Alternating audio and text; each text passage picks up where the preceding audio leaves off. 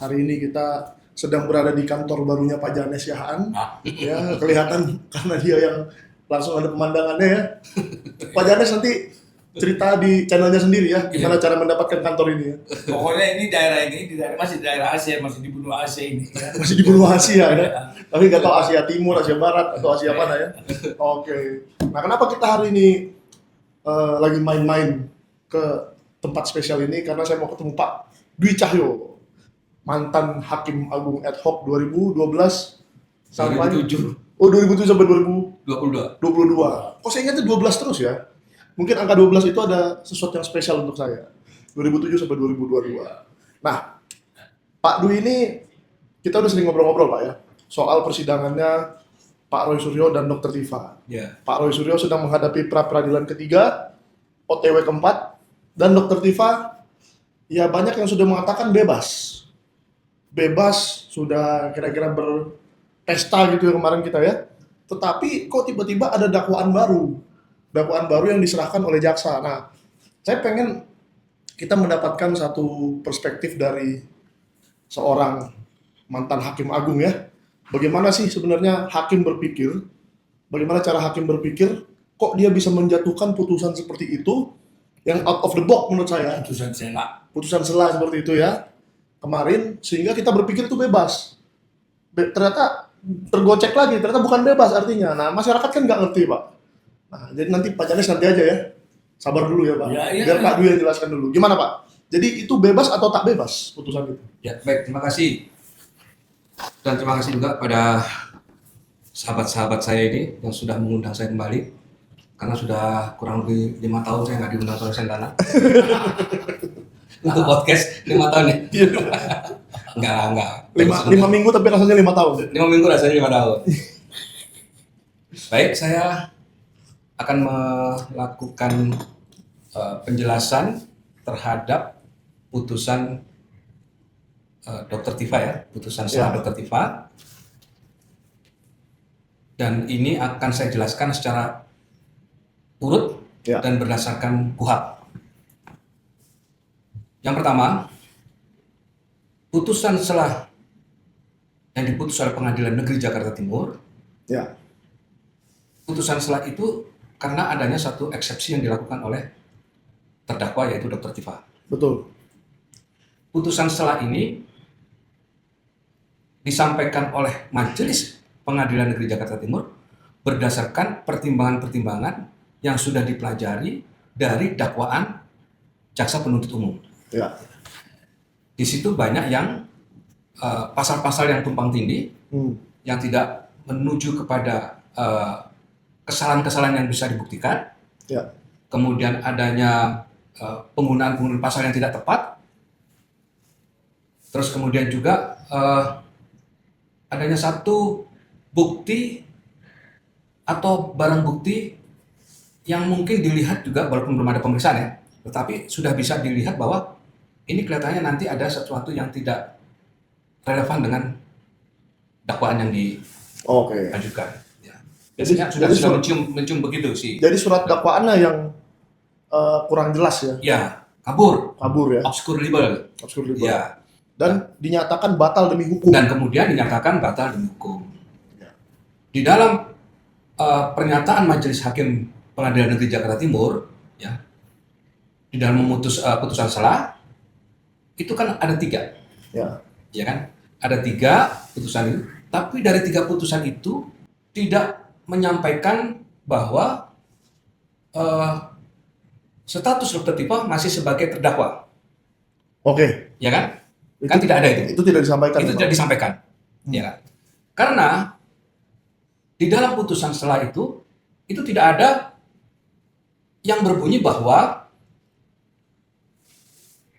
Tifa tidak terbukti atau terdakwa tidak terbukti secara sah dan meyakinkan bersalah dan seterusnya. Itu tidak ada. Oh ya, tidak dinyatakan tidak bersalah. Ya, terdakwa tidak terbukti secara sah dan meyakinkan bersalah dan seterusnya. Kemudian tidak ada juga di dalam amar itu membebaskan terdakwa oleh karena itu dari dakwaan dan seterusnya. Di dalam putusan selah. Ya. Karena putusan ini hanya dimunculkan ya, amar ini itu di putusan akhir. Oke. Di putusan akhir nanti, akhir persidangan nanti. Itu Emangnya Pak kalau di putusan sela boleh ada amar seperti itu kan nggak boleh juga ya? Ya, makanya mesti tahu. Ya. Ini nanti akan masuk kedudukan status Dr. Tifa. Kenapa Betul. ini saya sampaikan seperti ini? Nah, oleh karena di dalam putusan setelah tidak ada Tiga amar yang itu. berbunyi ini, Ya. ya, maka status Dr. Tifa itu masih sebagai tersangka atau terdakwa. Oke. Kalau tersangka waktu itu kan belum mengajukan ya, Ya. belum mengajukan perbaikan, maka tersangka. Tapi setelah jaksa penuntut umum mengajukan perbaikan, kemudian diregister dengan nomor baru, maka statusnya menjadi Terdakwa lagi. terdakwa. Oke. Pada waktu pembacaan putusan sela, dasar hukum yang digunakan oleh majelis hakim adalah pasal 75 ayat 3. Ya. Ya. Sehingga diputuslah oleh majelis hakim, putusannya adalah apa tadi? Perbaikan.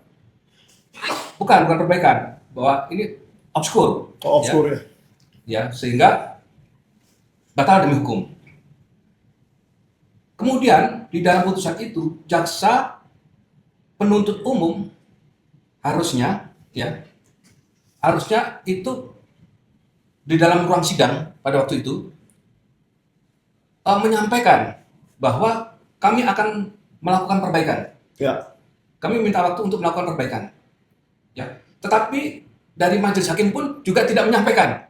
Dari jaksanya nggak nanya, dari majelis hakim pun juga Ya. tidak menyampaikan. Pasal 75 ayat 3, terus kemudian kita kaitkan selanjutnya ke pasal 75 ayat 4. Di pasal 75 ayat 4 ada pengecualian mengenai memberikan 1 kali perbaikan. Oh ya. Ya, di pasal 75 ayat 4. Itu adalah pengecualian. Kenapa saya katakan pengecualian? Karena di dalam pasal 206 ayat 4 masih diberikan diberikan upaya hukum jaksa penuntut umum untuk melakukan perlawanan atau banding. Banding. Oke. Jadi di sini ada 2. Satu hal yang diatur di dalam pasal 75 ayat 4 KUHP, Yaitu perbaikan. ya, untuk perbaikan yang diberikan 1 kali perbaikan. Terus kemudian di pasal 206 ayat 4 KUHP itu juga diberikan upaya hukum banding. Oke. Nah, dalam hal ini seharusnya kalau melihat dari putusan sela yang dibacakan di Pengadilan Negeri Jakarta Timur, karena tidak ada hakim menyatakan di dalam putusan sela, ya, tertulis di dalam amarnya, juga tidak disampaikan secara lisan di ruang sidang, ya, harus di ruang sidang ya disampaikannya, tidak boleh di luar ruang sidang, tapi harus di ruang sidang. Maka seharusnya jaksa penuntut umum itu masuk kepada pasal 206 ayat 4 KUHP, melakukan banding. Tapi yang dilakukan oleh JPU bukan 206, Malah 75. malah di pasal 75 ayat 4. Oke. Apakah itu misalnya nih Pak, Ya. kan nggak apa-apa juga kalau nanti setelah keluar dari ruang sidang baru jaksanya ngobrol sama hakim misalnya. Oh saya perbaikan aja ya Pak, jangan banding misalnya. Enggak ada kayak gitu lah. Nggak boleh? Nggak boleh jaksa sama hakim bicara kecuali kalau penyampaian berkas-berkas. Oh, Kalau iya. itu nggak boleh. Nggak boleh ya? Nggak boleh. Jadi memang itu pilihan yang diberikan kepada jaksa, terserah mereka mau memilih yang mana atau gimana Pak? Pada waktu pembacaan di ruang sidang, Ah. biasanya majelis hakim menyampaikan kepada jaksa. Anda mau yang mana? Ya. Dan harusnya dijawab hari itu juga ya? Harusnya dijawab hari itu atau jaksanya yang menanyakan kepada majelis hakim. Boleh nggak saya? Majelis hakim, kami akan melakukan perbaikan. Ya. Ya kan? Tapi hari itu kan tidak terjadi Pak. Nah, waktu itu tidak terjadi. Jadi kenapa Pak? Majelis hakimnya nggak menyampaikan, Jaksanya juga tidak jaksanya nanya. juga tidak tanya. Kalau Seakan-akan saya bisa jawab. seakan-akan mereka sudah saling tahu. Kalau nih. saya bisa jawab karena kalau dijawab di pra peradilan, ya jelas saja. Makanya dia kenapa? Kalau naik banding, apa yang mau dibuat tambahan bukti baru mana?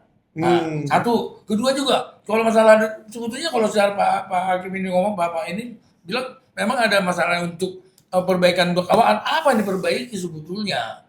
Ya, Nggak ada, mungkin kalau persoalan Bapak yang bilang seperti kasus-kasus yang benar yang real, ini kan bencong semua. Oh, Udah gitu. gak benar, makanya dia Baik, bilang. saya jelaskan ya. Oh. Saya jelaskan. Apa yang mau diperbaiki Pak? Jadi begini, Apa yang diperbaiki coba Pak? Ketika JPU mengambil opsi pasal 206 ayat 4 KUHP, Ya. itu nanti hakim pengadilan tinggi, ini kan banding ya, Iya. Ke pengadilan tinggi. pengadilan tinggi. Majelis Pengadilan Tinggi DKI itu akan memeriksa dakwaan jaksa yang dikatakan obskur tadi, Ya. sehingga batal demi hukum. Ketika nanti menurut Majelis Pengadilan Tinggi bahwa dakwaan jaksa sudah benar, maka Pengadilan Tinggi, Majelis Hakim Pengadilan Tinggi menyerahkan dakwaan ini kembali kepada Pengadilan Negeri Jakarta Timur untuk disidangkan kembali. Oh. Paham ya? Iya, Jadi ada dua opsi ya Pak. Seandainya mereka banding, kan mereka sudah tidak banding toh. Tapi kita berandai-andai saja seandainya Iya. mereka banding. Ya, kalau saya banding, Seandainya banding, berarti ada dua cara nih. Kalau ternyata suratnya dinyatakan benar, udah dakwaan benar nih. dinyatakan benar, Sidangkan saja. ya betul. Itu Jadi pertama. putusannya nanti di Pengadilan Tinggi, ya, yang dikirim ke Pengadilan Negeri Jakarta Timur dan Jaksa Penuntut Umum bahwa dakwaan ini sudah benar, ya, artinya tidak ada yang salah gitu ya. Ya. Terus kemudian Sidangkan saja. memerintahkan di dalam putusan itu Pengadilan Tinggi untuk disidangkan kembali. Ya. Dilanjut. Berarti Tapi kalau opsi kedua yang terjadi gimana Pak? Kan pengadilan negeri mengatakan dakwaan itu salah. Mm, Ngaco lah katakan. Ya. Lalu masuk ke pengadilan tinggi katanya kacau juga. Memang benar, Anda Ya, sudah kalau- benar kalau bahwa ini mereka- kacau. Terus gimana? Ya pasti kan kalau Pengadilan Tinggi nanti putusannya adalah Menolak. menolak banding dari mengalahkan, JPU, ya kan? Kemudian tetap ini dikembalikan, amarnya beda dong. Amar Ya. putusan Pengadilan Tinggi, amarnya adalah dakwaan harus diperbaiki. Diperbaiki. Jadi tetap gitu. tidak ada yang menyatakan Dokter Tifa bebas ya. Tidak, Jadi kalau ini sampai ke pengadilan tinggi, banding ke pengadilan tinggi si jaksa, ya. tidak ada opsi pengadilan tinggi mengatakan Dokter Tifa bebas. Nah, ini saya perlu luruskan. Di pengadilan tingkat pertama, Ya. setiap kali ada putusan sela Ya, dalam putusan kasus salah. pidana Seperti kemarin. seperti kemarin, ini hanya jeda waktu saja, Ya. jeda waktu yang tidak menggugurkan status daripada terdakwa, Status Oke. sebagai tersangka atau terdakwa, tidak menggugurkan itu. Ini saya perjelas sekali lagi ya, Ya. Pak. Tidak pernah ada dalam sejarah hukum di Indonesia ada Ya. orang bebas karena putusan sela. Tidak, karena putusan sela itu tidak menyangkut masalah perkara pokok. Iya. Oh, Ya, oke. ya. Kenapa? Jadi Karena- tidak menyatakan dia bersalah atau tidak. gitu Iya, ya. karena kalau sudah masuk kepada substansi pokok perkara, itu kan harus diperiksa. Betul kan? Ya. Si terdakwa diperiksa lebih detail lagi, saksi pelapor diperiksa, saksi-saksi lain Iya. diperiksa, Iya. barang bukti atau alat bukti diperiksa.